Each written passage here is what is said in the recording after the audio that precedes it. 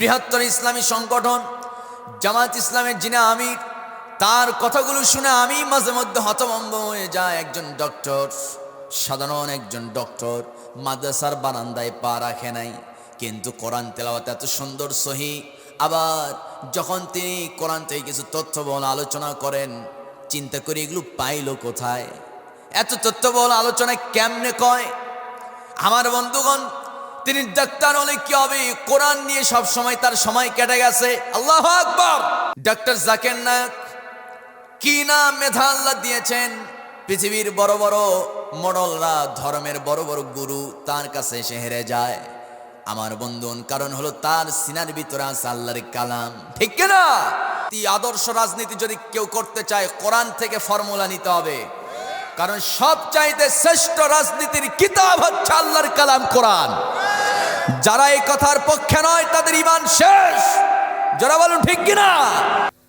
ধৈর্য ধারণ করার শক্তি দাও গো মেহেরবান আমার, দাও গো মেহেরবান।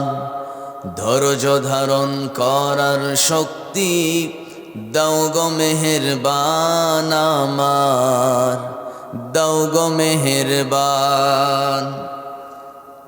আধার আমার আলো দিয়ে কানাই কানাই দাও ফরিয়ে, আধার আমার আলো দিয়ে কানাই কানাই দাও ফরিয়ে। অন্তর জুড়ে দাও গো প্রভু, অন্তর জুড়ে দাও গো প্রভু ভোরের পাখির গান। বুকের ভেতর ব্যথার নদী বইছে অবিরাম, বইছে বইছে অবিরাম। ফাগুন কেড়ে নেয়া চৈত্র আষাঢ় করে দাও, গাছ গাছালির শীতল ছায়ায় জীবন ভরে দাও আমার, জীবন ভরে দাও। ধৈর্য ধারণ করার শক্তি দাও গো মেহেরবান আমার, দাও গো মেহেরবান। আমার নবীজি বলছেন, ও সাহাবীরা, তোমরা কি জানতে চাও নাকি আল্লাহকে স্মরণ করার, আল্লাহর নামে জিকির করার সবচাইতে উত্তম পন্থা কি? সাহাবায়ে কেরাম বলছেন, ইয়া রাসূলুল্লাহ, এটা তো অবশ্যই জানা দরকার, বলুন। আমার নবীজি বলছেন, আফজালুজ যিকরি তিলাওয়াতিল কোরআন, সবচেয়ে বড় জিকির হলো কোরআন তেলাওয়াত করা। আল্লাহু আকবার। সবচেয়ে বড় জিকির কি? আফজালুজ যিকর তিলাওয়াতিল কোরআন। কোরআন তেলাওয়াত হচ্ছে সবচেয়ে বড় জিকির। আপনি কোরআন তেলাওয়াত করবেন, রবের পরিচয় পেয়ে যাবেন। শুধুমাত্র রিডিং পড়লেই হবে না, কোরআনের অনুবাদগুলো একটু পড়ার দরকার আছে না নাই? সারা জীবন পড়েছেন সূরা নাস, সূরা ইখলাস, সূরা ফিল, কোরআনের শেষ ছোট ছোট সূরাগুলো সারা জীবন পড়লেন, কিন্তু সূরাগুলো ছোট হলে কি হবে? এক একটা সূরার রহস্য তো অনেক বিশাল। এই সূরাগুলোর অর্থ যদি একটাবার আপনি চোখ বোলান, একটাবার যদি এই সূরাগুলোর অর্থ পড়তেন, এই ওয়াজ শোনা লাগতো না, এমনিতেই আপনি বড় একটা আলেম হয়ে যেতেন, ঠিক কিনা? কিন্তু আমরা পড়ি না। যদি জিজ্ঞেস করি, ভাই বলেন তো, শয়তান মানুষের কোন জায়গায় গিয়ে ওয়াসওয়াসা দেয়, কি বলবেন? বলেন। শয়তান মানুষকে যে ওয়াসওয়াসা দেয়, কোথায় ওয়াসওয়াসা দেয়? নামাজে না, মানে মানুষকে যে ওয়াসওয়াসা দেয়, কোন জায়গায় ওয়াসওয়াসা দেয়? মানুষের কোন জায়গায় বলেন? নফসে, অন্তরে। আমার ভাইয়েরা, আমার বন্ধুগণ, প্রশ্ন করলাম, মানুষের কোন স্থানে গিয়ে শয়তান ওয়াসওয়াসা দেয়? সবাই তো মুসলমান। যদি জিজ্ঞেস করা হয়, ভাই বলেন তো সূরা নাসটা একটু বলেন। কোরআনের শেষ সূরা সূরা নাস। আমার তো বিশ্বাস এমন কেউ নাই সূরা নাস বলতে পারবে না। সূরা নাস সবাই মুখস্থ বলে দেব, কিন্তু আমার বন্ধুগণ, যখন জিজ্ঞেস করলাম শয়তান মানুষের কোন জায়গায় গিয়ে ওয়াসওয়াসা দেয়, কেউ তো বললেন না। যা বললেন তাও তো ভুল হয়ে গেল। নফসেও নয়, অন্তরেও নয়, কলবেও নয়। শয়তান মূলত কোন জায়গায় গিয়ে ওয়াসওয়াসা দেয় আল্লাহ রাব্বুল আলামিন সেই সূরা নাস ছোট্ট সূরার ভিতরেই তথ্য দিয়েছেন। যারা পারেন একটু ঠোঁট মিলিয়ে মিলিয়ে পড়ুন। কুল আউযু বিরাব্বিন নাস মালিকিন নাস ইলাহিন নাস মিন শাররিল ওয়াসওয়াসিল খান্নাস আল্লাযী ইউওয়াসওয়িসু ফি সুদুরিন নাস মিনাল জিন্নাতি ওয়ান নাস। জোরে বলুন আল্লাহু আকবার। আরেকটু জোরে বলুন। আমার ভাইয়েরা, এই সূরা নাসের ভিতরে আল্লাহ রাব্বুল আলামিন একটা আয়াত নাযিল করে মাঝখানে, আল্লাযী ইউওয়াসওয়িসু ফি সুদুরিন নাস। মহান রাব্বুল আলামিন বলেন, শয়তান তোমাদেরকে কলবেও না, অন্তরেও না, নফসেও না, শয়তান হচ্ছে সুদূরে গিয়ে ওয়াসওয়াসা দেয়। কলবের দরজার নাম হলো সুদূর।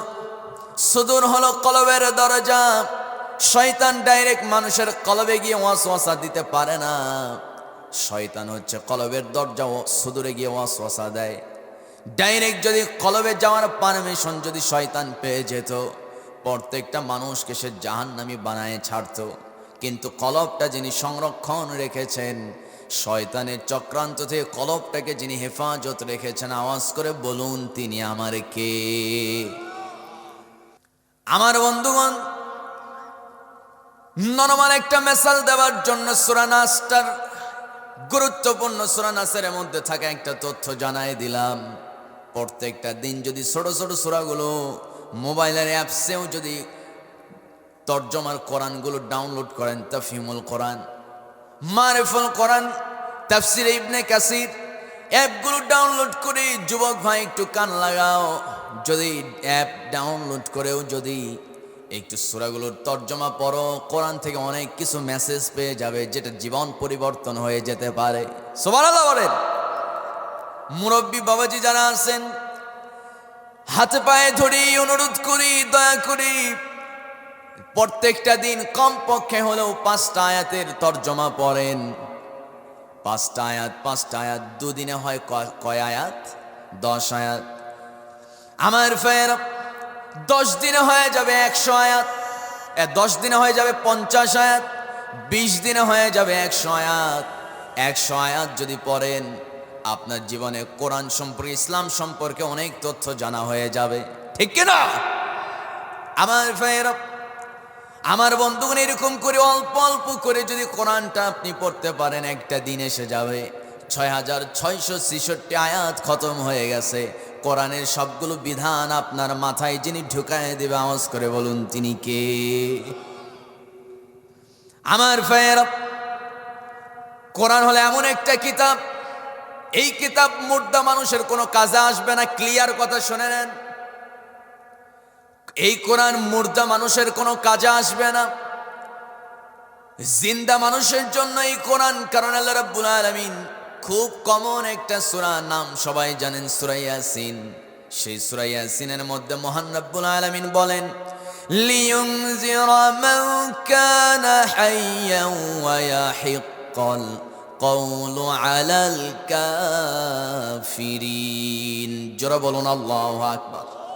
আমার ভাইয়েরা, আল্লাহ রাব্বুল আলামিন বলছেন বান্দারে, রাসূলকে ইঙ্গিত করে বলছেন, ওগো নবী, মুর্দা মানুষের জন্য আমি কোরআন নাজিল করি নাই। যারা জিন্দা জীবিত মানুষের কাছে আপনি যান, তাদের কাছে গিয়ে কোরআনের বাণীগুলো পৌঁছায় দেন।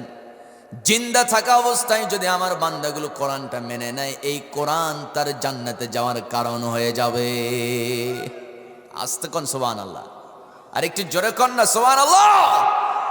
আমার ভাইয়েরা, মুর্দা মানুষের জন্য কোরআন নয়, তবে হ্যাঁ, জিন্দা থাকা অবস্থায় যদি আপনি কোরআন পড়েন, সন্তানটাকে যদি মাদ্রাসায় দেন, ওই সন্তানটা জীবিত থাকা অবস্থা, আপনি মারা গেছেন, সন্তান বেঁচে আছে, যতদিন কোরআন পড়বে সেই সওয়াবের পার্সেন্টেজ আপনার আমল নামায় যিনি পৌঁছায় দেবে তিনি কে? যেখানে কোরআন পড়া হয় ওই জায়গায় আপনি সুন্দর একটা ব্যবস্থা করে দিয়েছেন, মানে হলো হেফস মাদ্রাসায় কোরআন পড়া হয়, ওখানে একটা লাইট কিনে দিলেন। ওই লাইট যতদিন জ্বলবে, ওই লাইটের আলো দিয়া যতজন কোরআন পড়বে, আপনার আমল নামায় সব যিনি পৌঁছায় দেবে তিনি কে? আমার ভাইয়েরা, নিজে কোরআন শিখেন নাই, কিন্তু কোরআন শোনার জন্য খুব আগ্রহী, কোরআনটা মানতেও বড় আগ্রহ। কিন্তু আপনি করলেন কি? যেহেতু কোরআন আপনি পড়তে পারেন না, সুতরাং কোরআন শরীফ কিনে হেফস মাদ্রাসায় পৌঁছায় দিয়েছেন, মসজিদে কিনে দিয়েছেন। যতজন আপনার কেনা টাকা দিয়ে কোরআনটা পড়বে, ওই কোরআন যতজন পড়বে আপনার আমল নামায় সব দেবে কে? এটা একটা মাধ্যম। আমার ফের আমার বন্ধুগণ, মূল কথা হলো এই কোরআন এসেছে মূলত বিপদগামী মানুষদেরকে সোজা সঠিক রাস্তা দেখানোর জন্য। আল্লাহ রাব্বুল আলামিন বলছেন, আলিফ লাম রা কিতাবুন আরসালনাহু ইলাইকা লিতুখরিজান নাসা মিনাজ যুলুমাতি ইলান নূর। জোরে বলুন আল্লাহু আকবার।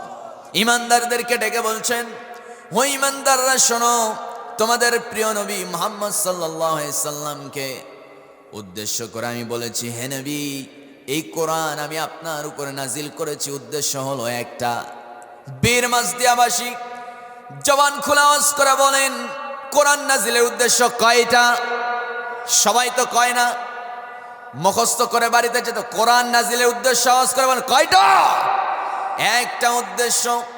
একটা উদ্দেশ্য নিয়ে আল্লাহ নাজিল করেছেন। সেই উদ্দেশ্য হলো, হে নবী, আপনি যেন এই কোরআন দিয়ে অন্ধকারে নিমজ্জিত মানুষদেরকে যেন জান্নাতের রাস্তা দেখায় দিতে পারেন। আমার বন্ধুগণ, আপনার বাড়ির যে রাস্তা আছে, যে রাস্তা দিয়ে আপনি বাড়িতে যাবেন, ওই রাস্তার দুই পাশে আছে বড় বড় দুইটা পুকুর, মাঝখানে হলো রাস্তা। গভীর রাত আপনি বাড়িতে যাবেন, যাওয়ার সময় আপনার হাতে লাইট নাই, কিন্তু দিনের বেলা ওই রাস্তা দিয়ে দুদিন আগেই যখন আপনি চলাফেরা করতে নিয়ে আপনার চোখে হঠাৎ করে ধরা পড়েছে একটা কালো বিশাল একটা সাপ, বিষাক্ত একটা সাপ আপনি ওই রাস্তায় দেখেছেন। মধ্যরাতে অন্ধকার রাত, চারদিকে ঘন কালো অন্ধকার। এমন সময় আপনি যখন বাড়িতে যাবেন, মনের অজান্তেই মনের মধ্যে আপনার সেই চিন্তা জেগে উঠবে, এই রাস্তায় আমি দেখেছিলাম বড় একটা বিষাক্ত কালো সাপ, আজকে আমার হাতে লাঠি নাই, লাইটও নাই, আমি যে রাস্তা দিয়ে যাব, হঠাৎ করে যদি সাপের লেজে যদি আমার পা পড়ে যায়, সাপ যদি রাস্তায় চিত হয়ে শুয়ে থাকে, আর যদি ওর লেজে পা পড়ে যায়, আমার বন্ধুগণ, সাপের লেজে যদি পা পড়ে কামড় মারার সম্ভাবনা আছে না নাই? আসতে বলবেন না, আছে না নাই? আমার ভাইয়েরা, অন্ধকার রাস্তায় চলার জন্য, সাপ বিচ্ছু পোকামাকড়ের কামড় থেকে বাঁচানোর জন্য যেমন অন্ধকার রাতে চলার জন্য লাইটের দরকার, একটা অন্ধকার ঘরে আলো জ্বালানোর জন্য যেমন লাইটের দরকার, ঠিক তেমনি করে এই অন্ধকার পৃথিবীতে চলার জন্য একটা লাইটের দরকার। সেই লাইট হিসেবে আল্লাহ কোরআনটাকে নাজিল করেছেন। জোরে কোন সুবহানাল্লাহ। আমার ভাইয়েরা, জাপানে একজন মহিলা বিজ্ঞানী মুসলমানদের ধর্মীয় কিতাব, তারা তো মনে করে এটা মুসলমানদের ধর্মীয় কিতাব, কিন্তু আল্লাহ রাব্বুল আলামিন বলছেন এটা মুসলমানদের কিতাব নয়। এই কিতাবটা কাদের জন্য? বীর মাসদিয়াবাসী শোনেন, আল্লাহ বলছেন, শাহরু রমাদানাল্লাযী উনজিলা ফীহিল কুরআনু হুদাল লিন্নাস ওয়াবাইয়িনাতিম মিনাল হুদা ওয়াল ফুরকান। জোরে বলুন আল্লাহু আকবার। মহান রব্বুল আলামিন বলছেন, এই পবিত্র মহাবিশ্ব, এই পবিত্র কালাম কোরআনুল কারীম আমি নাজিল করেছি রমজান মাসে। আর এই কিতাবটা হুদাল লিন্নাস, শুধু মানুষের জন্য না, শুধুমাত্র মুসলমানদের জন্য না, শুধুমাত্র আলেম ওলামাদের জন্য না, এই কোরআন হচ্ছে সমগ্র মানব জাতির জন্য। যে ব্যক্তি কোরআনের কাছে আসবে, কোরআন থেকে বুকে জড়িয়ে ধরে হেদায়েত দিয়ে আল্লাহর জান্নাতে ঢুকায় দেবে। সুবহানাল্লাহ। আমার ভাইয়েরা, আমার বন্ধুগণ, সেই মহিলা বিজ্ঞানী চিন্তা করলেন, এই কোরআনে এমন কি হয়েছে যে কোরআন যেই পড়ে সেই নাকি ইসলাম গ্রহণ করে? কোরআনে নাকি কোনো ভুল নাই?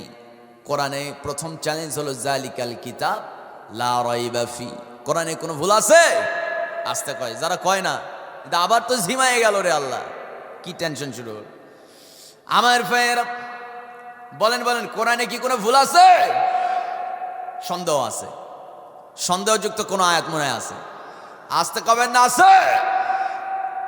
2 বছর আগে ভারতে কোরআনের বিরুদ্ধে আদালতে মামলা করা হলো যে 85টা আয়াত কোরআন থেকে বাদ দিতে হবে। মামার বাড়ির আবদার। নাউজুবিল্লাহ, আসতে হবে না জোরে? আমার ভাইয়েরা, কোরআনের বিরুদ্ধে আদালত, দিল্লির আদালতে মামলা করা হলো। শেষ পর্যন্ত দেখা গেল কোরআন তো মাইনাস হয় না, ও ভারতের মাটিতে ওর জায়গা হয় নাই। যেরকম ঠিক কিনা? কোরআনকে মাইনাস করার শক্তি পৃথিবীর কারো নাই। এই কথা কার? আসতে বলবেন না মুসলমান, এই কথা কার? আল্লাহ তাআলা। কারণ আল্লাহ বলছেন, যতগুলি কিতাব আমি নাজিল করেছি 104খানা কিতাব, তার মধ্যে শ্রেষ্ঠ কিতাব হলো 4টা। শ্রেষ্ঠ কিতাব কয়টা? 4টা। বাকিগুলো সহিফা, ছোট ছোট কিতাব। কিন্তু আল্লাহ তাআলা সব কিতাবগুলোকে সংরক্ষণের জন্য কড়া হুঁশিয়ারি দেন নাই, কড়া চ্যালেঞ্জ ছড়েন নাই। যার কারণে তাওরাত, জবুর, ইনজিল, এই 3টা কিতাব আসমানে, এই 3টা কিতাব বিকৃত হয়ে গেছে। কিন্তু কোরআন লাউহে মাহফুজে যিনি সংরক্ষণ করেছেন তিনি কে? কিয়ামত পর্যন্ত এই কোরআন সংরক্ষণ করার ওয়াদা দিয়ে আল্লাহ তাআলা চ্যালেঞ্জ ছুড়ে দিয়েছেন, ইন্না নাহনু নাযালনাল যিকরা ওয়া ইন্না লাহু লাহাফিজুন। যারা বলুন আল্লাহু আকবার। ও বান্দা, আমি যে কোরআন নাজিল করেছি, কোরআনটা হেফাজত করার দায়িত্ব আমি কাউকে দেই নাই। এই কোরআন হেফাজত করার দায়িত্ব স্বয়ং যিনি নিয়েছেন, আওয়াজ করে বলুন রে ভাই, তিনি আমার কে? আমার ভাইয়েরা, আমার বন্ধুগণ, আল্লাহ রাব্বুল আলামিন এই কোরআনটাকে নির্ভুল করে বানায়ছেন। আল্লাহ রাব্বুল আলামিন বলছেন, বান্দা শোনো, পৃথিবীর কোন মানুষ এই কোরআনের ভুল ধরতে পারবে না। ওপেন চ্যালেঞ্জ ছুড়ে দিয়েছেন। ওই মহিলা বিজ্ঞানী চিন্তা করলেন, পৃথিবীতে যত কিতাব আমি হাতে নিয়েছি, যত বই আমি পড়েছি, সব বইয়ের শুরুতে লেখা থাকে যদি কোনো ভুল থাকে ধরায় দেবেন, পরবর্তী সংস্করণে এটা সম্পাদন করে ঠিক করে দেওয়া হবে। কিন্তু এই কোরআন, এই বইটার ভিতরে, এই কিতাবটার ভিতরে শুরুতে এমন চ্যালেঞ্জ কেন ছড়া হলো? অবশ্যই আমি কিতাবটার ভুল বের করব, এই কোরআনের ভুল বের করে আমি অবশ্য একটা বই লিখব, যেই বইটার ভিতরে, যেই বইটা মানুষ পেয়ে গেলে সহজেই কোরআনের ভুলগুলো তাদের চোখে খুঁজে পেয়ে যাবে, তাদের চোখে ধরা পড়ে যাবে। এই চিন্তা মাথায় নিয়ে ওই মহিলা বিজ্ঞানী করলেন কি, কোরআনটা পড়তে নিলেন। কোরআন পড়তে নিয়ে দেখেন কোরআন আরবি ভাষায় লেখা। আর তিনি চিন্তা করলেন, তাহলে এই কোরআনটা তো অনুবাদ পড়তে হবে। কোরআন অনুবাদ পড়া শুরু করলেন। জাপানিজ ভাষায় কোরআন অনুবাদ করে একটা বই নিয়ে ওই মহিলা কোরআন পড়তে নিয়ে চিন্তা করছেন, অনুবাদ পড়েই কোরআনের ভুল বের করা যাবে না। এই কোরআনের সঠিক বাস্তবে ভুল ধরতে হলে আরবি ভাষা শিখতে হবে। আরবি শেখার জন্য মুসলিম ছদ্মবেশী তিনি একজন হুজুরের কাছে টানা 6 মাস তিনি দিনরাত পরিশ্রম করে কোরআনটা শিখলেন। শেখার পর এক টানা 4 বছর তিনি কোরআন রিচার্জ করলেন। কোরআন রিচার্জ করার পর মহিলা তিনি তার সিকিউরিটি গার্ড সবগুলোকে নিয়ে জাপানে সেন্ট্রাল মসজিদের ইমাম সাহেবের অপেক্ষায় মসজিদের বাইরে দাঁড়িয়ে আছেন। ইমাম সাহেবের কানে খবর চলে গেল, একজন সম্ভ্রান্ত একজন মানুষ, একজন মহিলা আপনার সাক্ষাতের অপেক্ষায় আছে, হুজুর তাড়াতাড়ি একটু চলুন। হুজুর উপস্থিত হওয়ার পর মহিলাকে জিজ্ঞেস করলেন, মহিলা আপনি নাকি আমাকে ডেকেছেন? হ্যাঁ ডেকেছি হুজুর, আমি ইসলাম গ্রহণ করতে চাই। কেন? বলে যে হুজুর আমি কোরআনটা পড়তে নিয়েছিলাম কোরআনের ভুল বের করার জন্য, কোরআনের ভুল বের করে একটা বই লেখার জন্য, কোরআনের বিরুদ্ধে বই লেখার জন্য সিদ্ধান্ত নিয়েছি। কিন্তু এই কোরআন 4টা বছর রিচার্জ করেছি, 6 বছর কোরআনে আরবি ব্যাকরণ শিখেছি, শেষ পর্যন্ত এই 4 বছর 6 মাসে কোরআনের ফুল ধরা তো দূরের কথা, এই কোরআন নিজেই আমার জিন্দেগির ফুলগুলো বের করে দিয়েছে। আমার ভাইয়ের উপস্থিত সবার চোখে পানি এসে গেছে। এমন কি বই যে জীবনের ফুল বের করে দিল। সবার হাতে হাতে হুজুর একটা করে বই ধরায় দিলেন, এই হচ্ছে সেই বই। মহিলাকে জিজ্ঞেস করলেন, কোন আয়াত কোন ব্যক্তি কি আপনাকে ইসলাম গ্রহণ করতে বাধ্য করেছে কি? না, আমি স্বেচ্ছায় ইসলাম গ্রহণ করতে চাই।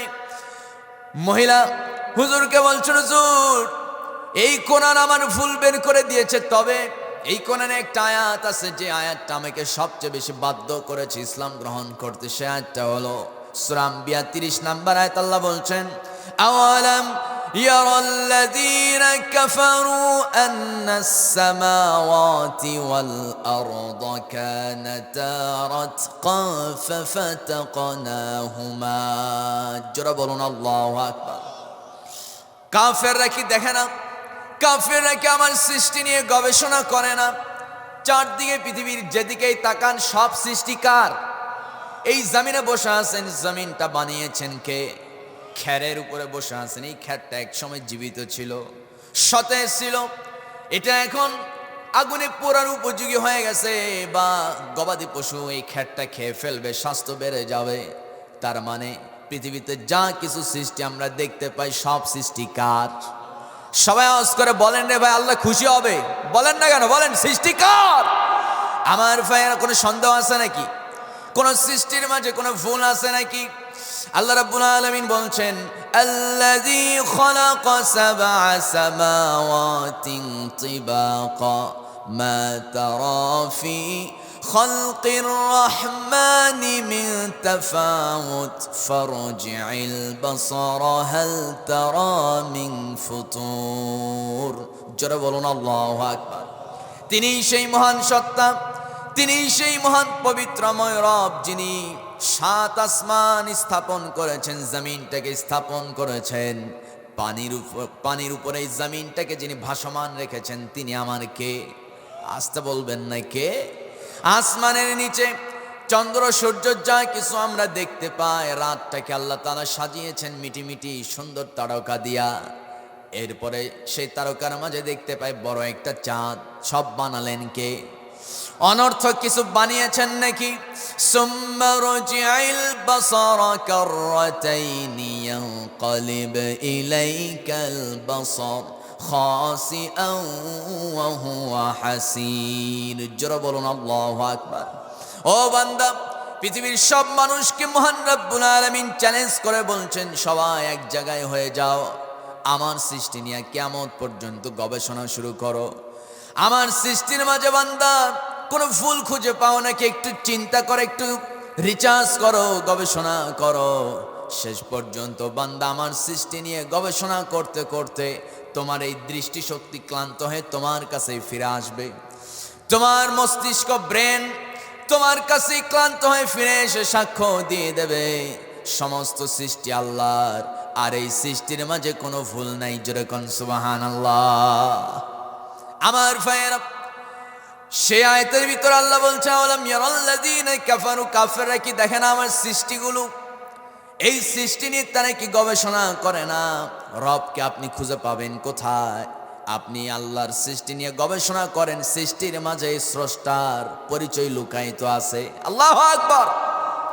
সূরা ইখলাস তো সবার জানা আছে। সূরা ইখলাস তো কোরআনের এমন বরকতময় একটা সূরা, রাসূল তো বলেছেন 3 বার পড়বে তো পূর্ণাঙ্গ 30 পারা কোরআন পড়ার সওয়াব যিনি আপনার আমল নামায় দিবেন। জোরে বলুন, তিনি আমার কে? সবাই জবান খুলে পড়েন, কুল হুয়াল্লাহু আহাদ আল্লাহুস সামাদ লাম ইয়ালিদ ওয়া লাম ইউলাদ ওয়া লাম ইয়াকুল লাহু কুফুয়ান আহাদ। জোরে কোন আল্লাহু আকবার। কুল হুয়াল্লাহু আহাদ। হে নবী, আপনি বলুন রব 2 না 1? সবাই বলেন, এটা ঈমানের প্রশ্ন। এটা তো ঈমানের প্রশ্ন। বলেন রে ভাই, রব মূলত, স্রষ্টা মূলত 2 না 1? আমার বন্ধুগণ, আল্লাহ তাআলা পরের অংশে বান্দাকে রবের পরিচয় জানাই দিচ্ছেন, আল্লাহুস সামাদ। আল্লাহ তাআলা মুখাপেক্ষী, তার কোনো মুখাপেক্ষী আছে নাকি? কোন আসতে কবেন না আছে? আল্লাহ রাব্বুল আলামিন বলেন, পৃথিবীতে কোনো কিছু করার জন্য কারো সাহায্যের প্রয়োজন তোমাদের রবের হয় না। কারো সাহায্য ছাড়াই সব কিছু যিনি করতে পারেন, জোরে চিৎকার মেরে বলা যাবে নাকি তিনি কে?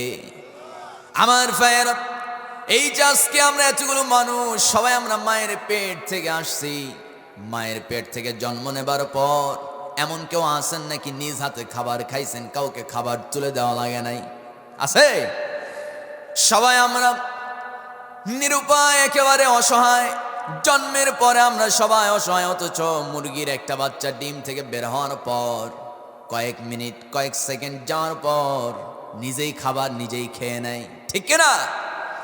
আমরা নিজে দাঁড়াতেও পারি না, বসতেও পারি না, কথাও বলতে পারি না, ক্ষুধা লাগলে বলতেও পারি না, পায়খানা পেশাব করলে নিজে পরিষ্কারও করতে পারি না, এত অসহায়। ওই মুহূর্তে বাপ মা ছাড়া বড় হওয়ার, আমি বড় হতে পারবো এমন কোন সিস্টেম আছে নাকি? কন আছে?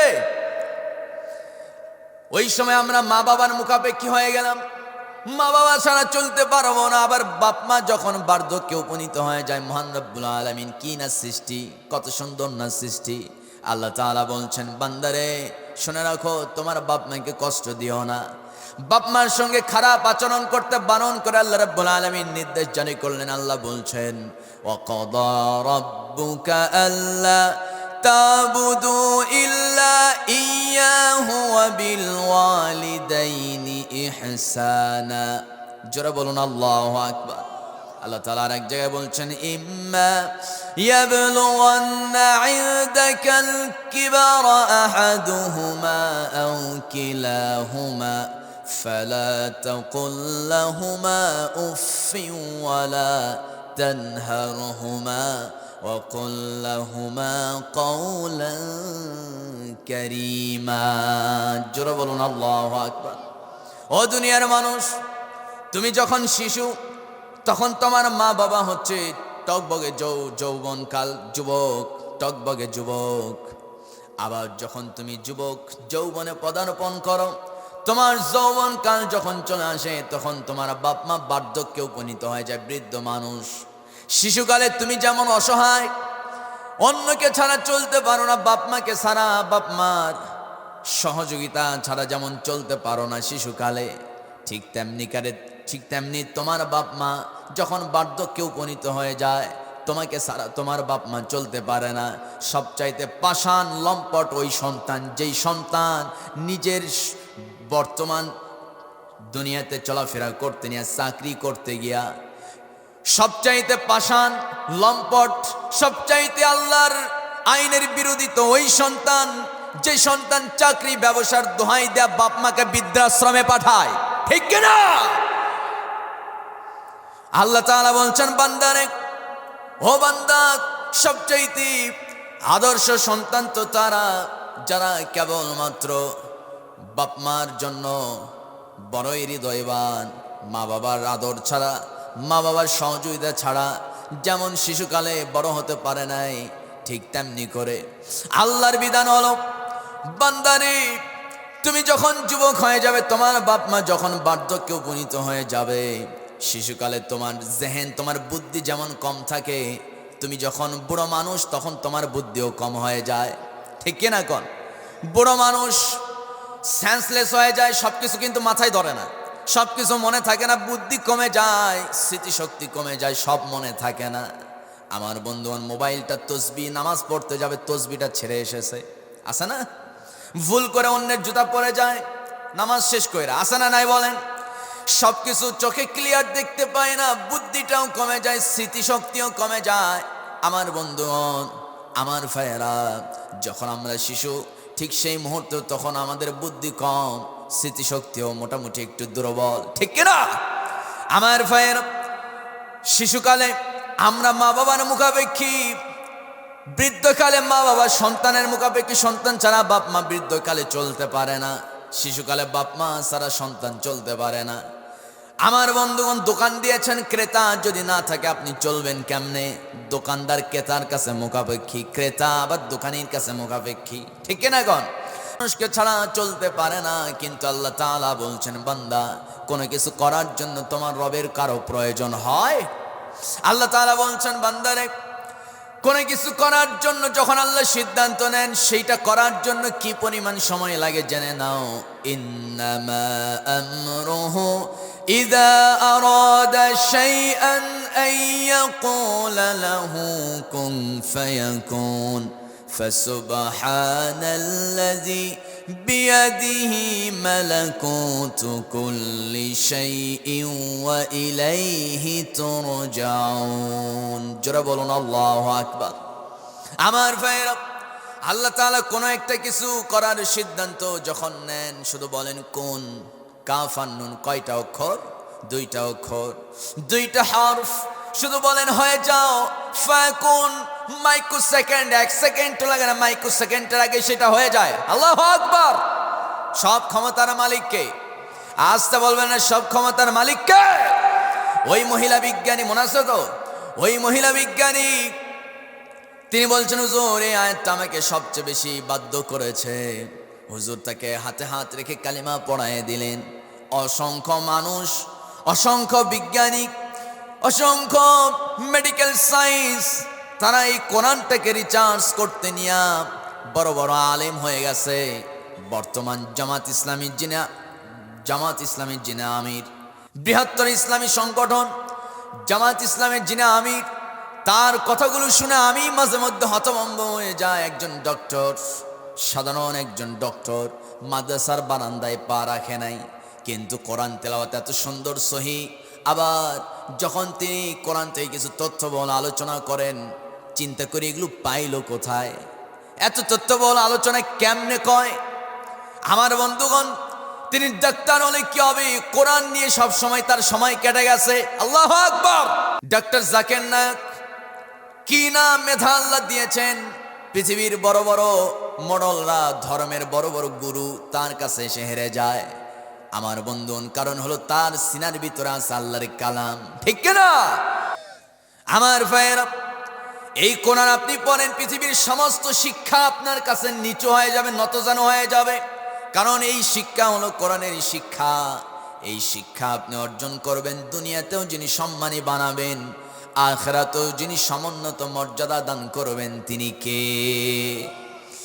আমার ভাইয়েরা, আজকের আলোচনার মূল বিষয় হলো আল্লাহ রাব্বুল আলামিন সূরা মারিজের 19, 20, 21, 3 আয়াতে 3টা বৈশিষ্ট্যের কথা বান্দাকে জানিয়েছেন। বান্দা শোনো, তোমার জীবন থেকে যদি 3টা বাজে স্বভাব যদি মাইনাস করতে পারো, যদি তোমার জীবন থেকে 3টা খারাপ বদ অভ্যাস যদি পরিবর্তন করতে পারো, যদি এই 3টা খারাপ অভ্যাস যদি তোমার জীবন থেকে যদি শেষ করতে পারো, মুক্ত হতে পারো এই 3টা খারাপ অভ্যাস থেকে, ও বান্দা জেনে রাখো, জান্নাতে যাওয়া তোমার জন্য দারুণ সহজ হয়ে যাবে।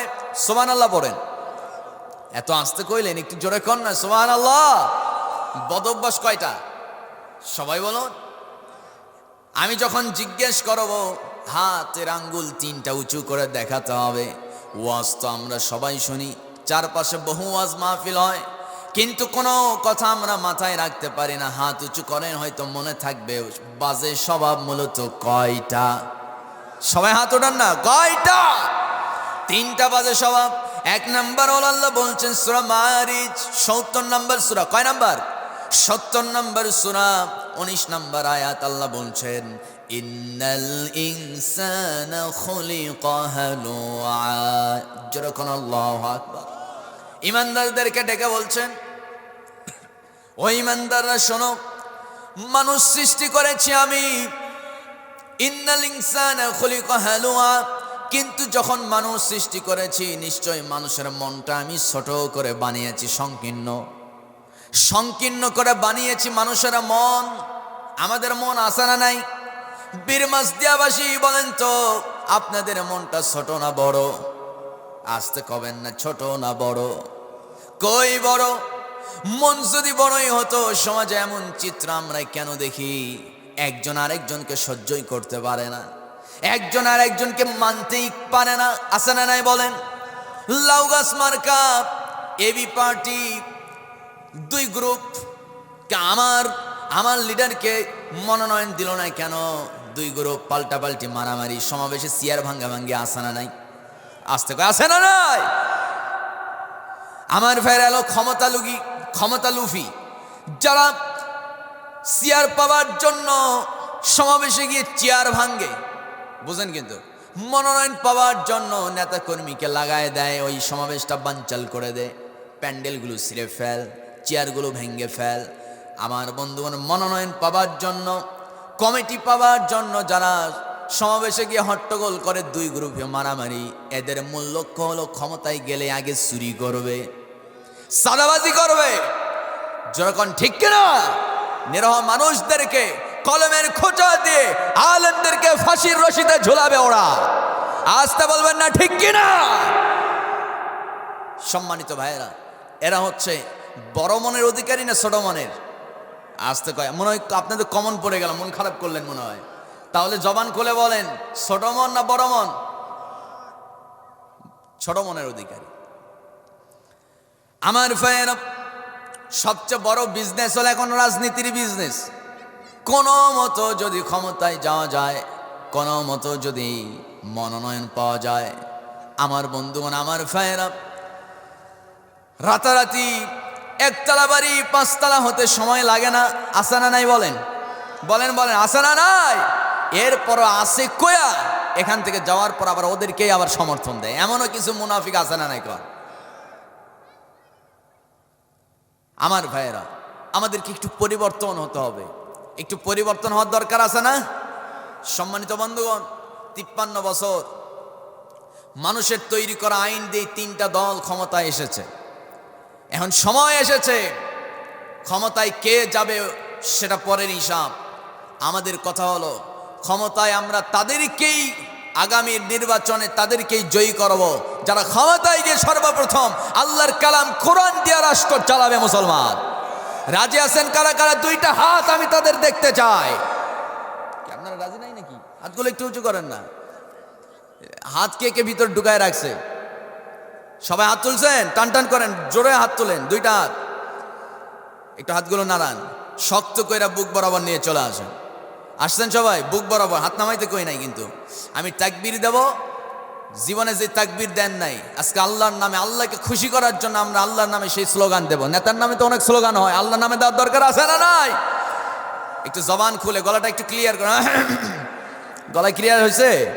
আরেকবার সময় দিলাম। আচ্ছা, নারায়ে তাকবীর। পেছনের ভাইরা কিন্তু আওয়াজই দিতেছে না। মুরব্বী মানুষ, চাচা কয়দিন বাঁচবেন কোনো গ্যারান্টি নেই। শেষবারের মতো একটা আল্লাহর নামে তাকবীর দেন, এগুলো সব রেকর্ড হচ্ছে। আল্লাহু আকবার, নারায়ে তাকবীর। আল কোরআনের আলো, আল হাদিসের আলো, তোমার নেতা আমার নেতা, কি বলে না তো, বিশ্বনবী মুস্তাফা, তোমার নেতা আমার নেতা। কোরআন হাদিস যেখানে,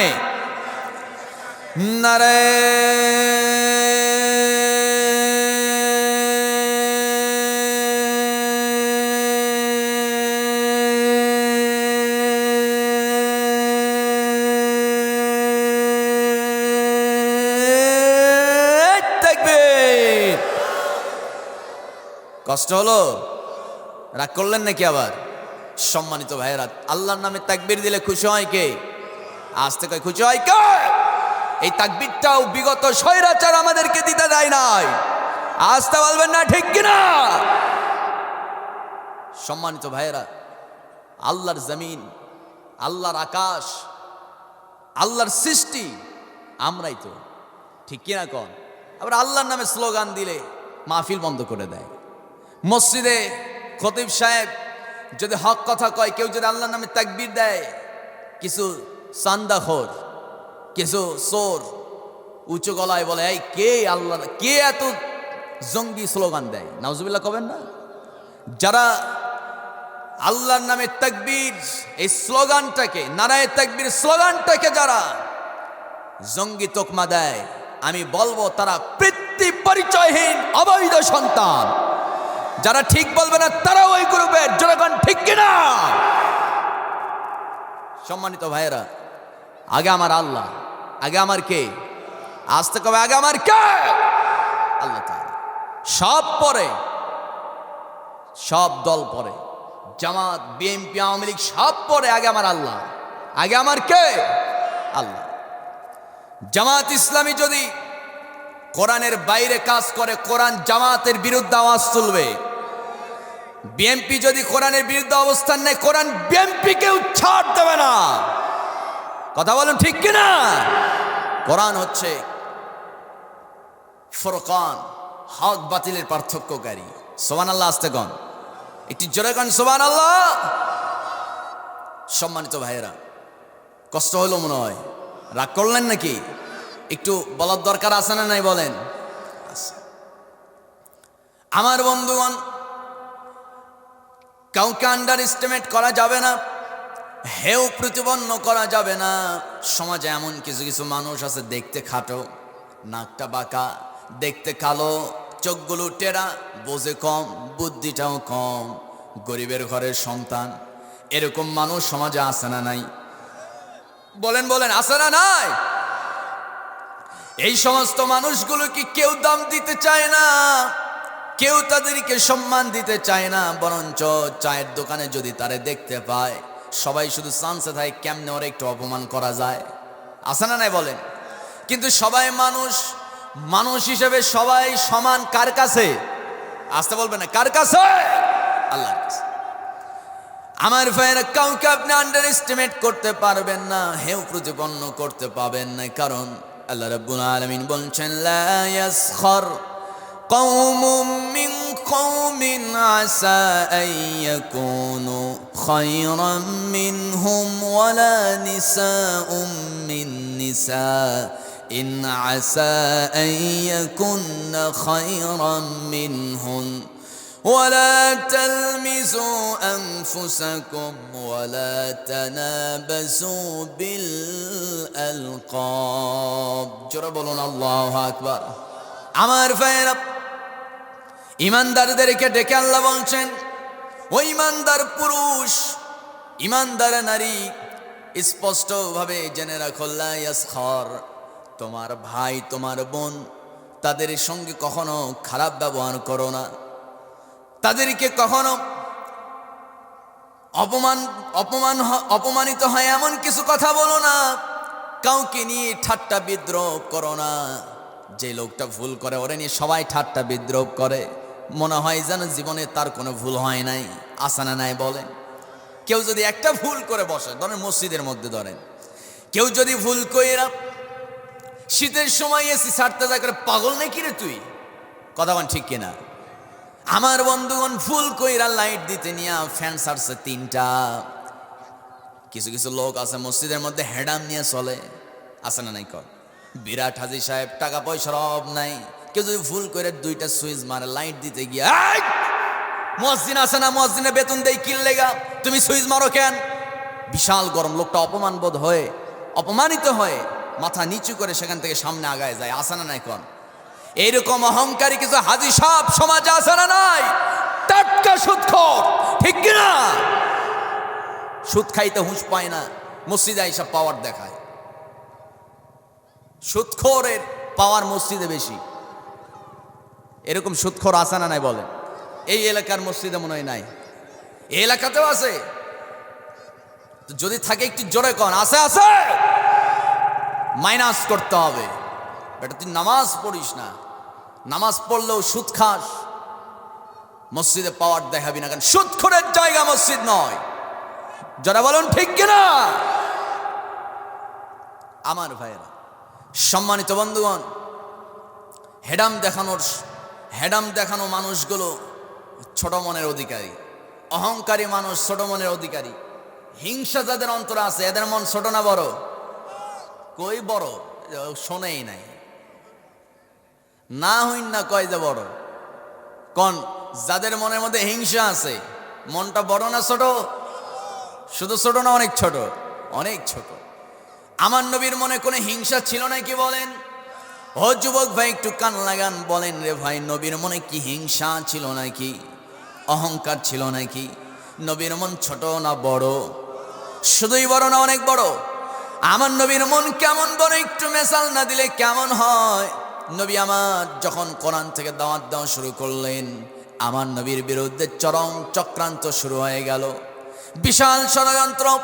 রাতের মধ্যেই নবীকে দুনিয়া থেকে বিদায় করে দেবে। আল্লাহ বলছেন, ওগো নবী, আপনি খবরদার আর একটা মুহূর্ত মক্কায় থাকবেন না। আপনার জন্মস্থান, আত্মীয় স্বজন সব ছেড়ে দিয়ে আপনাকে মদিনায় হিজরত করতে হবে আজকে রাতেই। আল্লাহর নির্দেশ পাওয়া মাত্র আমার নবীজি মক্কা ছেড়ে মদিনায় যাবেন। এমন মুহূর্তে নবীজি ঘর থেকে বের হবেন। হযরত আলীকে ডেকে বলছেন, ও আলী, তুমি আমার বিছানায় শুয়ে পড়ো। আলী রাদিয়াল্লাহু তাআলা নবীর বিছানায় শুয়ে পড়লেন। সবুজ একটা সুন্দর চাদর আলীর মাথায়, আলীর গায়ে নবীজি সাল্লাল্লাহু আলাইহি সাল্লাম বিছায় দিলেন। তার গায়ে ওড়ায় দিয়া সেই চাদর, সবুজ চাদর দিয়ে ঢেকে দিয়া, পা থেকে মাথা পর্যন্ত ঢেকে দিয়ে আলীকে শুইয়ে দিয়ে আমার নবীজি ঘর থেকে বের হলেন। কারণ হলো চারদিকে কাফেররা নবীর বাড়ি ঘিরে ফেলছে, নবীকে রাতের মধ্যেই শেষ করে ফেলবে। চারদিকে কাফেররা নবীজির বাড়ি ঘিরে ফেলছে। আলী রাদিয়াল্লাহু তাআলা বলেন, ওগো নবী, আপনি বের হবেন কেমনে? রাসূল বলছেন, আলী, তুমি বুঝবা না, আল্লাহ যেমন নির্দেশ দিয়েছে আমি তেমনটাই করতেছি। তুমি ঘুমাও, আমার বিছানায় ঘুমাও। এই চাদরটা মাথা ঢেকে দিয়া তুমি জায়গায় শুয়ে থাকো। বাকি কাজ কি করতে হবে আল্লাহ আমাকে সব শিখিয়েছেন। তুমি টেনশন করো না। ইসলাম বিজয় করার দায়িত্ব কার? আসতে বলবেন না, বিজয় করার দায়িত্ব কার? কিন্তু আমাদের চেষ্টা করার দরকার নাই। আসতে করবে না, আসে না নাই?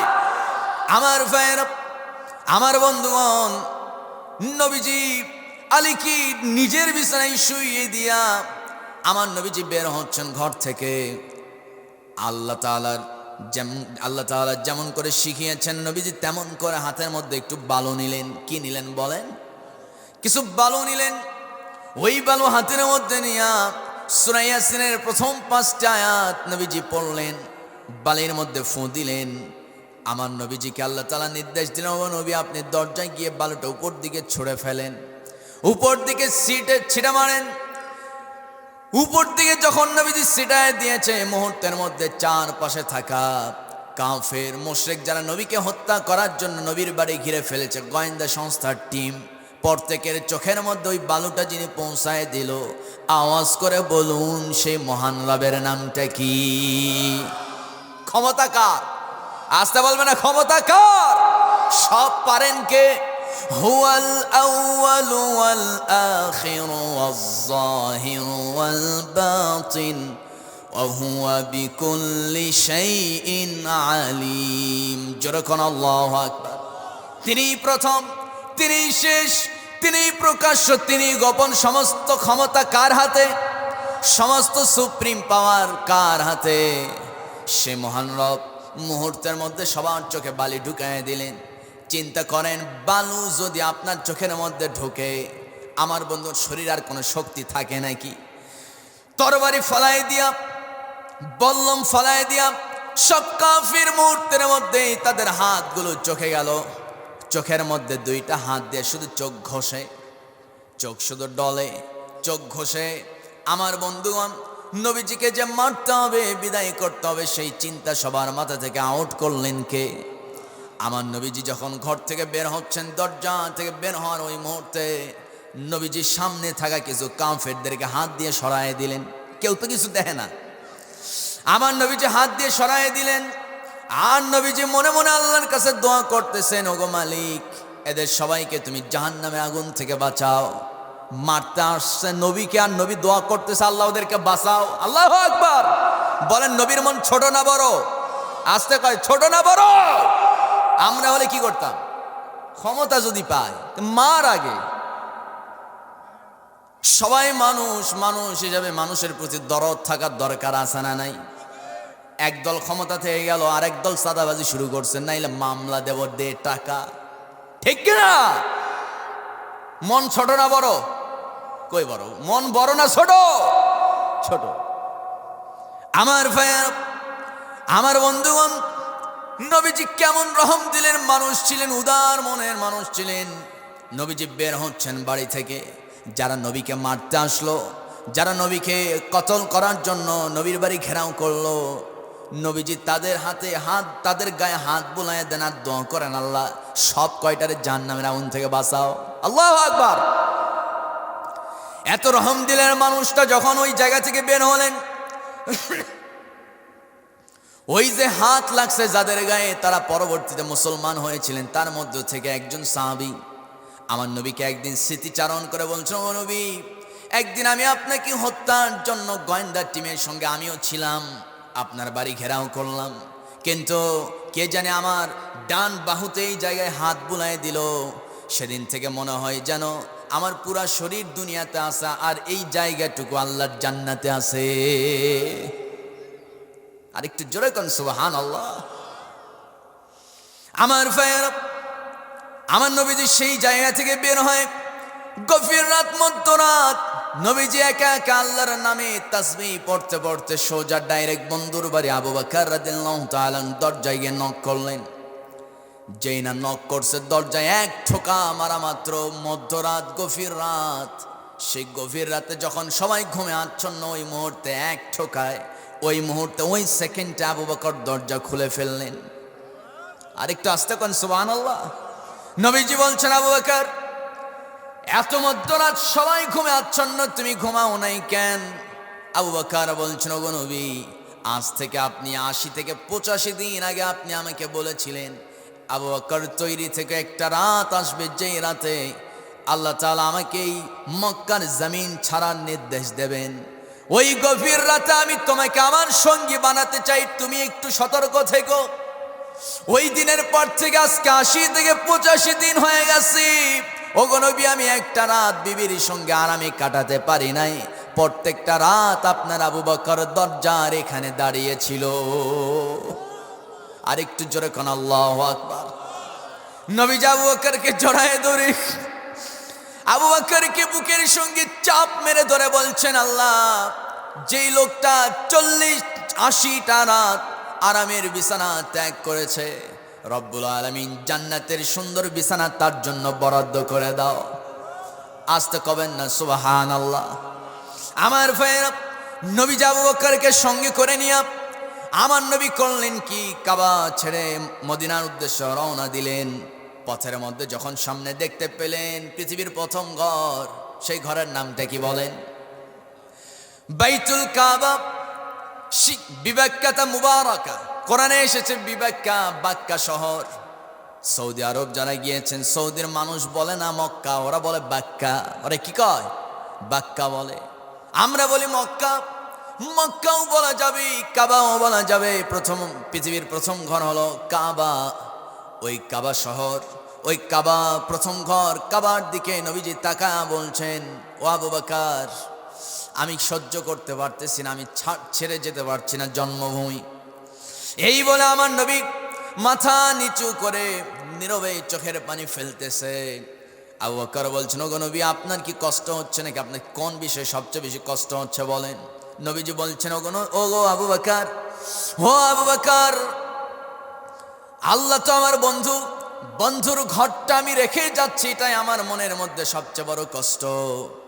ঈশ্বর, এই মুহূর্তে শেষবারের মতো যদি কাবার ভিতরে, আমার বন্ধুর ঘরের ভিতরে যদি আমি একটাবার ঢুকতে পেতাম, এই ঘরের ভিতরে ঢুকে একটাবার যদি আমার বন্ধু, আমার রব আল্লাহকে যদি একটা সিজদা দিতে পেতাম, আমার মনে সব অশান্তি দূর হয়ে যেত, চোখের পানি বন্ধ হয়ে যেত। আমার ভাইয়েরা, আবু বকর কথাটা লোড নিতে পারলেন না। বলতে দেরি, মুহূর্তের মধ্যে রাসূলকে নিয়ে কাবার দিকে রওনা করলেন। কাবার সামনে যাওয়ার পর এখানে অনেক হাজী সাহেব আছেন, আমার বন্ধুগণ অনেকে হজ করেছেন, উমরা করেছেন, আপনারা দেখেছেন কাবার দরজায় কিন্তু বিরাট একটা তালা ঝুলানো আছে। না নাই বলেন? নবী যখন দেখলেন কাবার দরজায় তালা ঝুলানো, জিজ্ঞেস করলেন, আবু বকর, কাবার দরজার তালার চাবি কার কাছে আছে বলো তো? আবু বকর বলছেন, ওগো নবী, এটা তো উসমান বিন তালহার কাছে আছে। যাবে নাকি উসমান বিন তালহাকে একটু ডাকো। মধ্যরাতে উসমান বিন তালহাকে ডাকা হলো। তখন উসমান ইসলাম গ্রহণ করে নাই, মদ্যপান করে মাতাল হয়ে ঘুমে আছে বাড়িতে। ওই উসমানকে ডাকা হলো। উসমানকে ডেকে আমার নবীর কাছে যখন আনা হলো, উসমানকে জিজ্ঞেস করলেন, ও উসমান, তোমার কাছে নাকি কাবার চাবি? আজকে হ্যাঁ আছে। কাবার চাবিটা একটু দেওয়া যাবে নাকি? আমি একটু ভিতরের দৃশ্যটা দেখতে চাই। বলা তো যাবে না আমার রবকে আমি সেজদা দেব, বললে তো চাবি দেবেন। একটু কৌশল করলেন, বললেন আমি একটু ভিতরে ঢুকবো, ভিতরের দৃশ্যটা আমি একটু দেখে যেতে চাই। সঙ্গে সঙ্গে উসমান বিন তালহা নবীর কথার গুরুত্ব না দিয়া করলো কি, আমার নবীর গাল বরাবর এমন জোরে একটা ধাক্কা মারলেন, এমন জোরে একটা চর বসায় দিলেন। মুহূর্তের মধ্যে নবীজি মুকথুবের জমিনে পড়ে গেল। অন্ধকার রাত ছিল, একটা বড় কালো পাথর চোখা, ওই চোখা ধারালো পাথরে মুকথুবরে যখন পড়ে গেছে, ঠোঁট ফেটে ফেনকি দেওয়া রক্ত বের হওয়া শুরু করেছে। ওই রক্ত বের হতে হতে নবীর দাড়ি ভিজে গেছে, বুক পর্যন্ত রক্ত, সেই ঠোঁট থেকে রক্ত ঝরতে ঝরতে বুকটাও ভিজে গেছে। নবীজি সোজা কোনো মতো দাঁড়ালেন। এরপরও রক্ত মাখা ঠোঁটে নবীজি মুস্কি হাসি দেয়া বলছেন, ওসমান রে, তুমি আমাকে মেরেছো, কোনো সমস্যা নাই, আমি তোমাকে মাফ করে দিলাম। এখন বলেন তো, মধ্যরাত নবীর সঙ্গে আছে কয়জন? নবীর সঙ্গে আছে একজন, নবী হচ্ছে দুজন, আবু বকর এবং নবীজি দুজন, অন্যদিকে ওসমান বিন তালহা একা। মধ্যরাতে দুজন মিলে যদি সে মাতাল লোকটাকে ধরে, সে কি পারবে নাকি? আসতে কয় পারবে? কখনোই পারবে না। কিন্তু নবীজি প্রতিশোধ নিলেন না।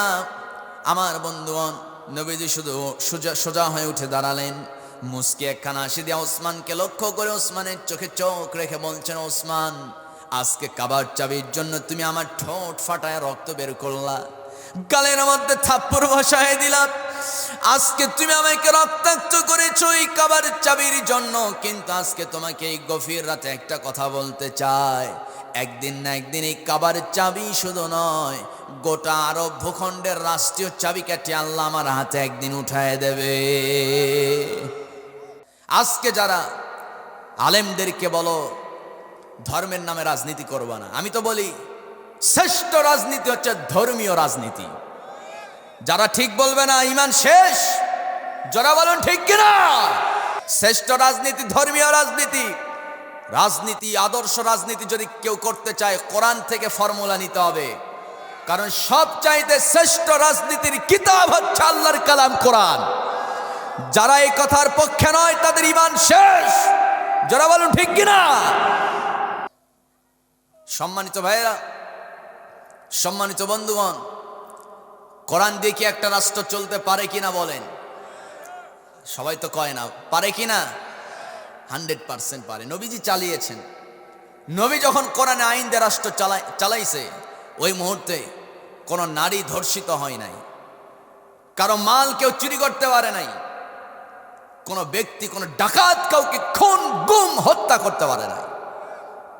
সম্মানিত ভাইয়েরা, আমার বিশ্বাস, আমি তো মনে করি সেদিন নবীজির কথা তো সত্য হয়েছিল। ওই কাবার চাবি একদিন নবীর হাতে পৌঁছায় দিয়েছে কে? পুরা রাষ্ট্রীয় চাবি নবীর হাতে উঠায় দিয়েছে কে? আল্লাহ তাআলা। নবীজি বলেছেন, যেই জমিনে কোরআনের কর্মীদের রক্ত ঝরে, আজ হোক কাল হোক, সেই জমিনে কোরআনের আইন দিয়ে রাষ্ট্রটাও চলবে। জোরে করে আল্লাহু আকবার। সেদিন নবীকে রক্তাক্ত করে কাবার জমিন ভিজিয়েছিল ওসমান। আমার ভাইয়েরা, আমার বন্ধুগণ, নিরপরাধ কোরআনের কর্মী, কোরআনের লিডাররা, তাদেরকে বিনা অপরাধে যুদ্ধ অপরাধী বানায় তাদেরকে ফাঁসির রশিতে ঝোলানো হয়েছে।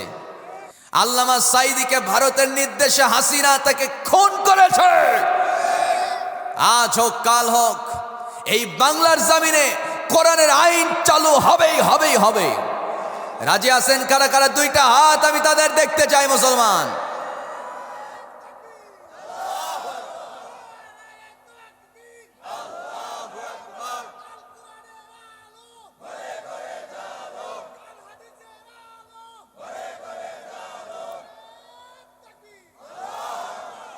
আমরা কি সেই দলে থাকতে চাই না?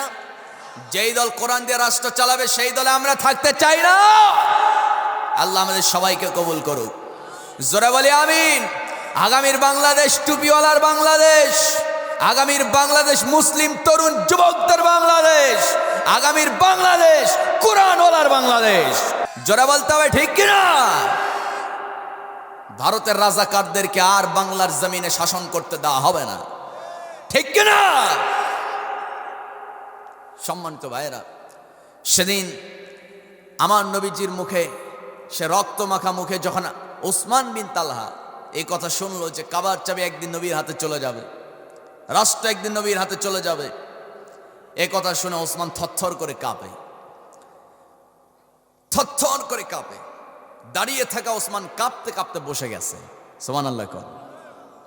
ওই ওসমান ভয়ে কাঁপতে কাঁপতে দাঁড়িয়ে থাকতে পারে নাই, বসে গেছে। মনে মনে চিন্তা করতেছে, জন্মের পর থেকে মুহাম্মদকে দেখে আসতেছি, ছোটবেলা থেকে আজ পর্যন্ত যা বলেছে সব সত্য হয়ে গেছে, তার জবানে কোনো মিথ্যা কথা শুনি নাই, যা বলতো তাই হয়ে যেত। আজকে যেহেতু মুহাম্মদ বলছে একদিন না একদিন কাবা শুধু নয়, পুরা আরব ভূখণ্ডের, মধ্যপ্রাচ্যের, অ্যারাবিয়ান সমস্ত রাষ্ট্র, সমস্ত ভূমির রাষ্ট্রীয় ক্ষমতা তার হাতে চলে যাবে। সুতরাং আজকে যেহেতু এই কথা তার মুখ থেকে বের হয়েছে, আজ হোক কাল হোক ক্ষমতা তার হাতে যাবে। সুতরাং আমার রাস্তা আমাকে ক্লিয়ার করা দরকার। মাথায় নরমাল চিন্তা, সূক্ষ্ম চিন্তা মাথায় এনে এবার রাসূলকে প্রস্তাব দিয়ে বলছেন, ও মুহাম্মদ বিন আব্দুল্লাহ, শোনো, চাবি আমি তোমাকে দেব, চাবি দেব, কিন্তু শর্ত হলো আবু জেহেল যেন না জানে। মানে এদিকে নবীকেও খুশি রাখবে, আবু জেহেলকেও খুশি রাখবে। মানে আবু জেহেল ক্ষমতায় আছে, আবু জেহেল খুশি থাক, নবী যখন ক্ষমতায় আসবে নবীও যেন খুশি থাকে। এরকম মুনাফিকি দুই দিকে খুশি করার মতো মানুষ আছে না নাই? আসতে কবে না, আছে না নাই? আগে করছে আওয়ামী লীগ, এখন বিএনপির মঞ্চে গিয়া ভাষণ দেয়। ভাষণ শেষ করার পর বলে জয় বাংলা, জয় বঙ্গবন্ধু। কিরে তুই এখনো ক্ষমতায় আসোস? তোর না ভুল হইছে, আসলে ওই দলে এতদিন করছি তো। তার মানে বোঝা গেল মামলা থেকে বাঁচার জন্য দল পরিবর্তন করা মুনাফিকও আছে। আসতে বলবে না, আছে না নয়? আমার ভাইয়েরা, আমার বন্ধুগণ, এই দুনিয়ার এই শুধুমাত্র ভোগের রাজনীতি, যেটা কোরআনের রাজনীতি নয়, সেটা হলো ভোগের রাজনীতি, চুরির রাজনীতি। এই রাজনীতির সঙ্গে যারা থাকবে সবগুলো বিপদগামী হয়ে যাবে, ঠিক কিনা? আমার বন্ধুগণ, আমার ভাইয়েরা, আমার নবীজি যখন প্রস্তাব পেয়ে গেলেন, কেবল হাত আগায় দিয়েছে চাবিটা নেবে, এমন সময় জিবরাইল নবীর নবীর কানে, জিবরাইল সাল্লাম নবীর কানে মুখ ঢুকায় দেয়া বলছেন, ও নবী, খবরদার, চাবি আপনি হাতে নেবেন না। আজকে এই চাবির জন্য আপনাকে অপমান করা হয়েছে। একদিন আপনি একটু ধৈর্য ধরেন, একদিন অবশ্যই কাবার চাবি আপনার হাতে উঠায় দেওয়া হবে। জোরে কোন আল্লাহু আকবার। নবীজি কি সেদিন ওসমানকে পাল্টা আঘাত করেছেন? আসতে বলুন, করেছে? করে নাই। আমার নবী 10টা বছর পর মদিনায় 10 বছর থাকলেন। 10 বছর পর নবীজি যখন 10,000 সৈন্য নিয়া মক্কা বিজয়ের জন্য রওনা করলেন, আমার বন্ধুগণ, বিনা রক্তপাতে মক্কা বিজয় হয়ে গেল।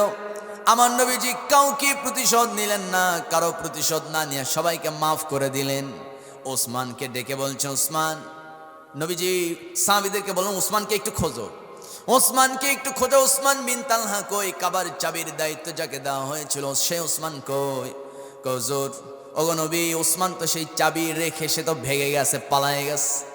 আমার নবী বলছেন, ওসমানকে ডাকো, ওসমানকে তো আমি মাফ করে দিয়েছি। ওসমান সাহস পেয়ে চলে আসলো।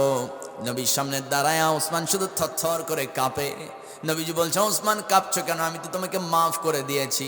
এই নাও কাবারের চাবি, এই চাবি তুমি যতদিন বেঁচে থাকবে, এই চাবি তোমার পরবর্তী প্রজন্ম এই চাবির দায়িত্ব বহন করবে। কিয়ামত পর্যন্ত তোমার পরবর্তী পুরুষ, তোমার পরবর্তী প্রজন্ম কিয়ামত পর্যন্ত কাবারের চাবির দায়িত্ব বহন করবে।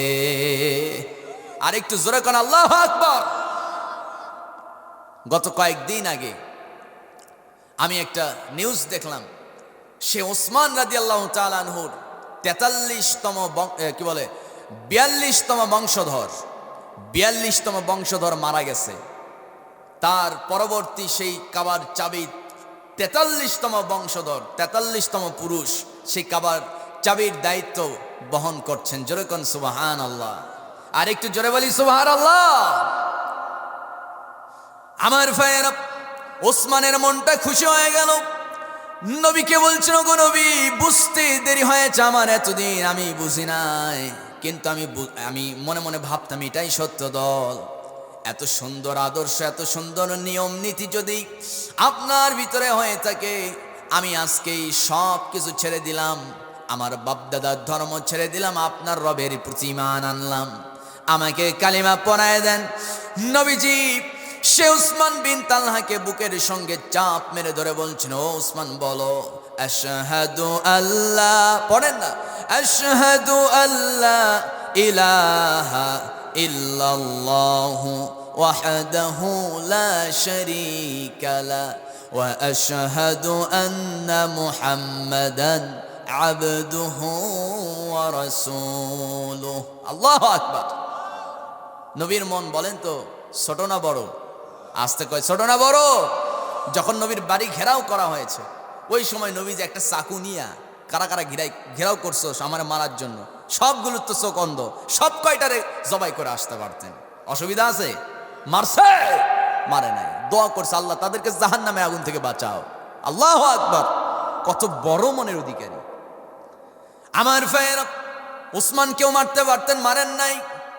নবীর হিস্টোরি বলতে গেলে শেষ হবে না রে ভাই। মূল কথা হলো, ইন্নাল ইনসানা খুলিকা হালুআন ইযা মাসসাহু শাররু জাযুআ।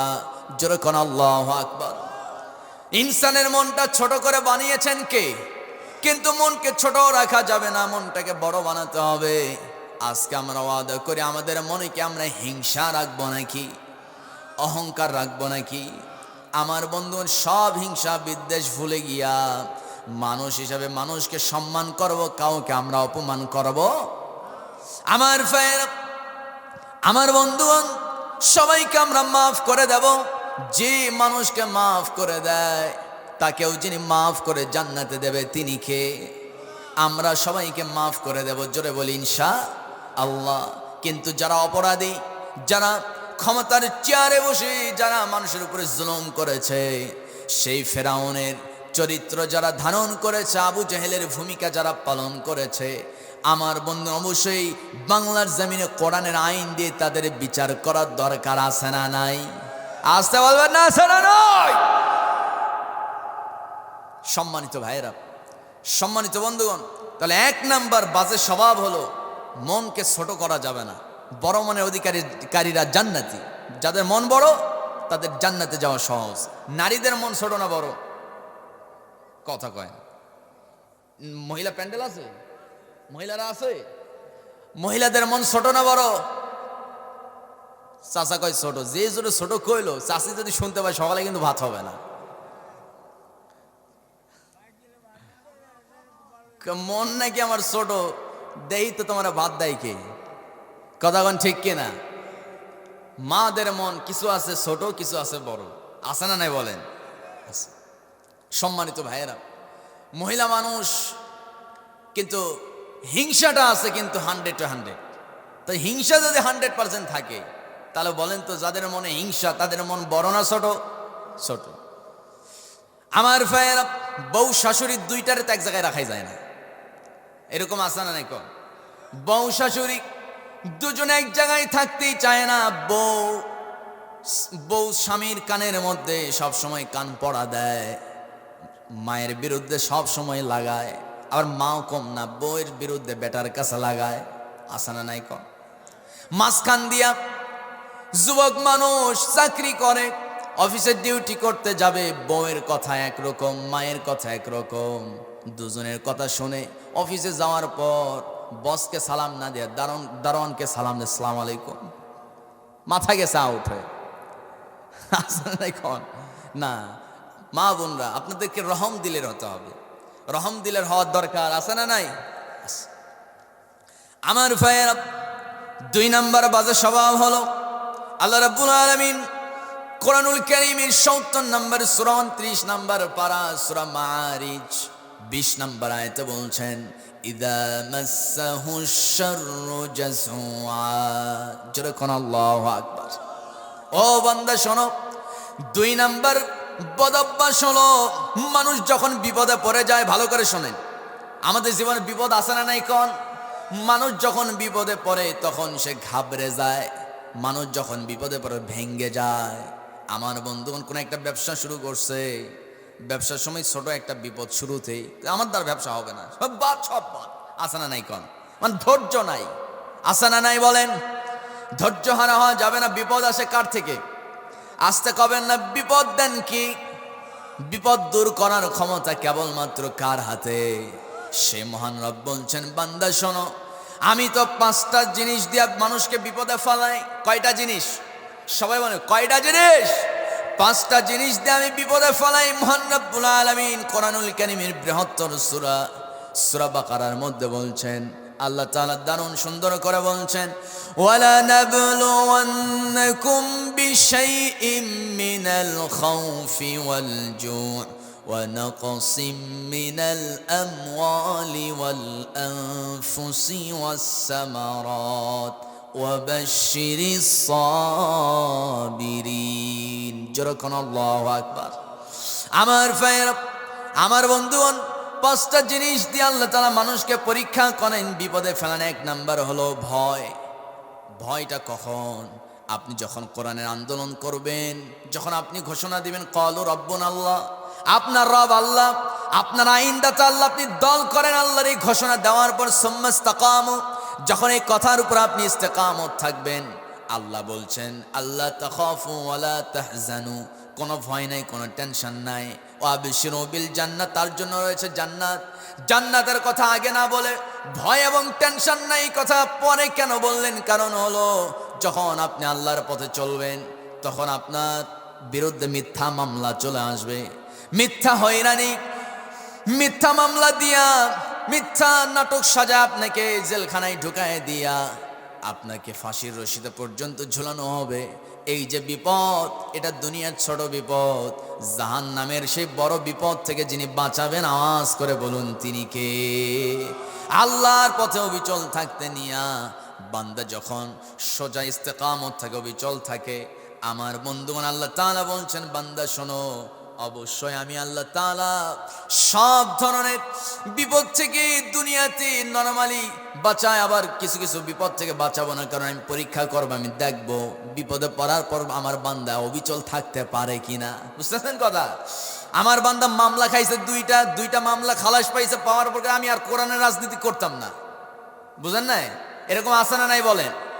আমার বন্ধুগণ, না না, মামলা যত হবে জান্নাতে যাওয়া তত সহজ করবেন কে? আসতে কবেন না কে? আমার ভাইয়েরা, বিনা পরীক্ষায় আপনি জান্নাতে যেতে পাবেন না, কারণ আল্লাহ তাআলা নিজেই বলছেন, আহাসিবান নাস আইয়ুতরাকু আইয়াকুলু আমান্না ওয়া হুম লা ইফতানুন। জোরে বলুন আল্লাহু আকবার।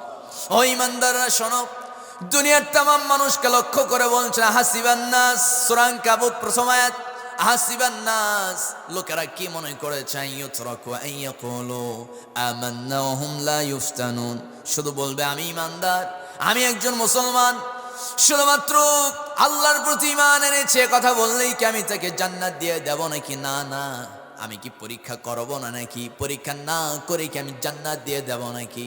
আম হাসিবতুম আতাদখুলুল জান্নাতা ওয়া লাম্মা ইয়ালামিল্লাহুল্লাযীনা আমানু মিনকুম। যেরকম আল্লাহু আকবার।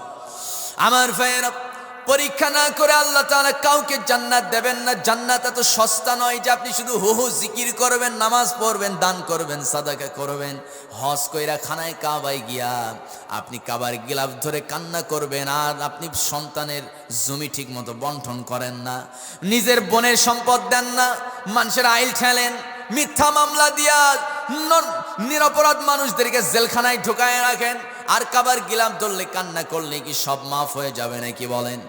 আসতে কয় এরকম, তাহলে লোক মনে এখানে বেশি বলে, আছে আছে, এরকম লোক আছে না নাই? আছে। আমার ভাইয়েরা, আমার বন্ধুগণ, সব ছেড়ে দিতে হবে, আল্লাহর রজ্জুকে শক্ত করে আঁকড়ে ধরতে হবে। রাজি আছি না নাই বলেন? আসতে কয় রাজি আছে? আল্লাহ আমাদের সবাইকে কবুল করুক। একটু জোরে বলি আমিন।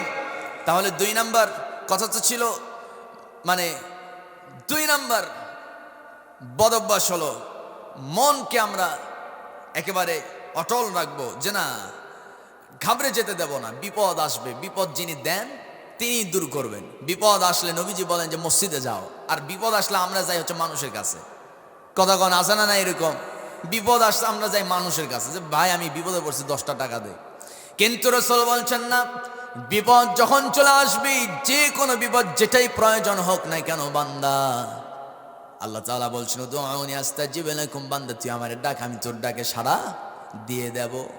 আল্লাহ বলতেছেন বান্দা তুই আমারে ডাক, কোন সময় ডাকবি? যখন তোর দরকার। যখন দরকার নাই ডাকার দরকার নাই, এরকম নাকি?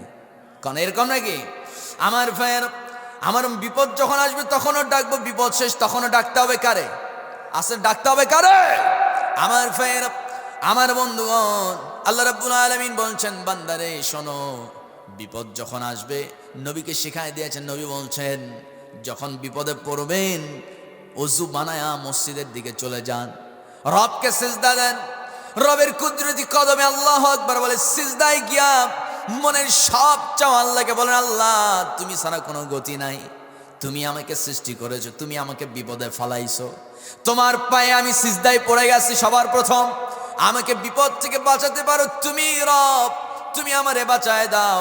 এরকম করে যখন কোনো বান্দা মনের কথা আল্লাহর কাছে গিয়ে সিজদায় গিয়ে বলে, নবীজি বলছেন ওই বান্দার চাওয়া যতক্ষণ পূরণ না হয়েছেন আল্লাহ তাআলা নিজেই পেরেশান থাকে। আর একটু জোরে করে আল্লাহু আকবার। এর জন্য সিজদায় গিয়ে আমরা সব কথা বলবো কারে? আস্তে ডাকবো কাকে?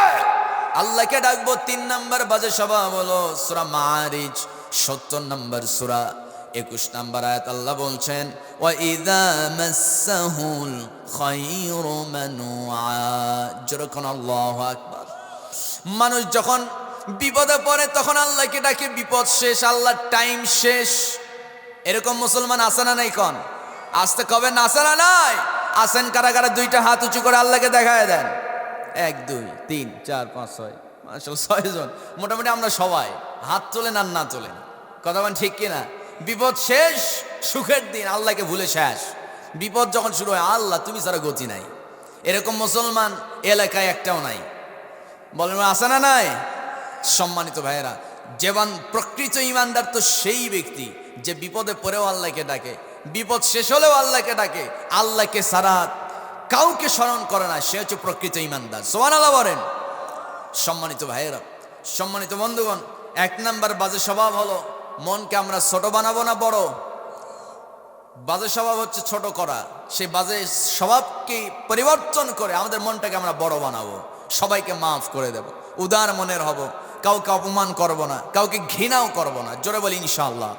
2 নাম্বার বাজে স্বভাব হলো বিপদে পড়লে ঘাবড়ে যায় আমরা। না, ঘাবড়ানোর কিছু নাই, কারণ আমাদের সাথে আছে কে? আল্লাহ আছে। কোনো ঘাবড়ানোর দরকার নাই, আল্লাহ আছেন, যিনি বিপদ দিয়েছেন তিনিই আমাকে বাঁচাবেন। জোরে কোন ইনশাআল্লাহ। কিন্তু আমরা ডাকবো তো ইনশাআল্লাহ। ইনশাআল্লাহ ঘাবড়ে যাব না, ভেঙে পড়বো না। না, আমার তো আল্লাহ আছে, সমস্যা কি? একজন সাপোর্টার তো আছে, আছে না নাই? আছে। 3 নাম্বার বাজে স্বভাব হলো যখন বিপদ শেষ তখন যেন আমরা আল্লাহকে ভুলে না যাই। আল্লাহকে ভুলবো না, বিপদ শেষ ওই সময় আরো বেশি আল্লাহকে ডাকতে হবে যেন আল্লাহ বিপদ না দেয়। ঠিক কিনা? আল্লাহ আমাদের সবাইকে আমল করার তৌফিক দান করুক। একটু জোরে বলুন না আমিন। হাযা মা ইনদি ওয়াল ইলমু ইনদাল্লাহ আলাইহি তাওয়াক্কালতু ওয়া ইলাইহি উনীব।